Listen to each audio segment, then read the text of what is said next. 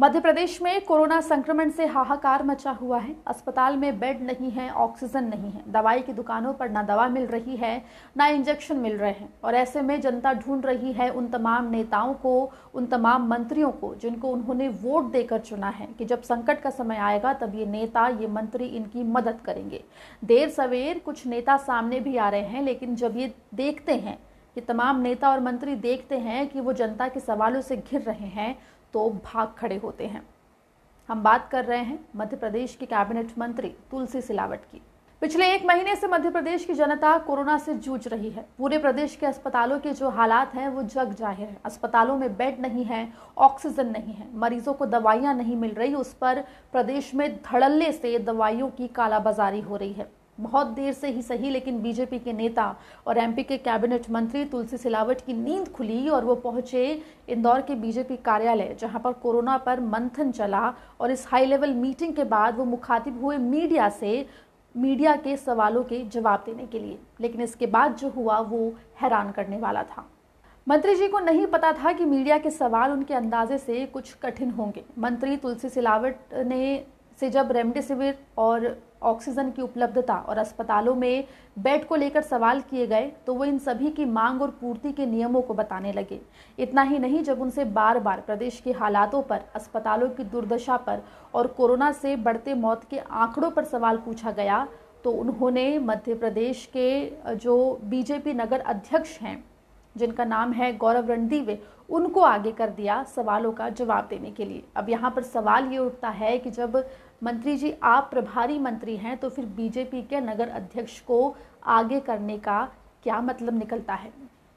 लेकिन कहानी यहाँ पर खत्म नहीं हुई। इसके बाद भी जब मंत्री तुलसी सिलावट ने देखा कि मीडिया उनसे लगातार सवाल पूछ रही है अस्पतालों को लेकर, अस्पतालों के उन मरीजों को लेकर जिन्हें बेड नहीं मिल रहा है और वो मरीज जो घर पर ही इलाज कर रहे हैं, और ऐसे में उन्हें ऑक्सीजन और रेमडेसिविर कैसे उपलब्ध होगा, उन तमाम लोग जो कि मौत का इंतज़ार कर रहे हैं क्योंकि उनको दवाइयाँ नहीं मिल रही है, उनका जिम्मेदार कौन है। जब ये सवाल मीडिया ने मंत्री तुलसी सिलावट से पूछा तो मंत्री जी हाथ जोड़कर मीडिया को टाटा बाय बाय बोलकर चलते बने।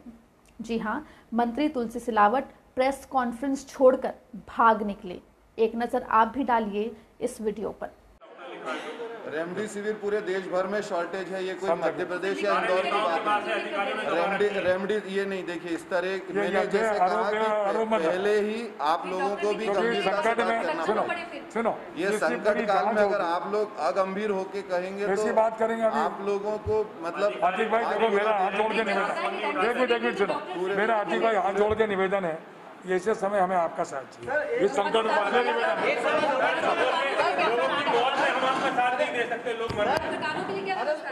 तो देखा आपने कैसे मंत्री तुलसी सिलावट मीडिया के से साथ देने की गुहार लगाते हुए प्रेस कॉन्फ्रेंस अधूरी छोड़कर ही भाग रहे हैं।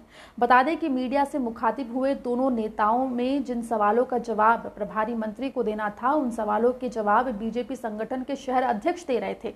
तो ऐसे में सवाल ये भी उठता है कि शहर की व्यवस्था बीजेपी संगठन देख रहा है या शिवराज सरकार और उस सरकार के मंत्री और अधिकारी। खैर, ये पहला मौका नहीं है जब बीजेपी के नेता इस तरह से सवालों से भागे हों। इससे पहले भी दमोह में बीजेपी सांसद प्रहलाद पटेल से जब मरीज के परिजन ने सवाल किए थे तो उन्होंने उसे चुप ना होने पर 2 थप्पड़ मारने की बात कही थी, लेकिन जवाब नहीं दिया था कि आखिर अस्पतालों में बेड और ऑक्सीजन की किल्लत कब पूरी होगी। आखिर शमशान में जलती सैकड़ों लाशों का जिम्मेदार कौन है। और सवाल ये भी उठता है कि जब राहत की जरूरत है तो फिर जिम्मेदार लोगों को आखिर गुस्सा क्यों आ रहा है। मध्य प्रदेश से जुड़ी तमाम खबरों के लिए देखते रहिए MP तक।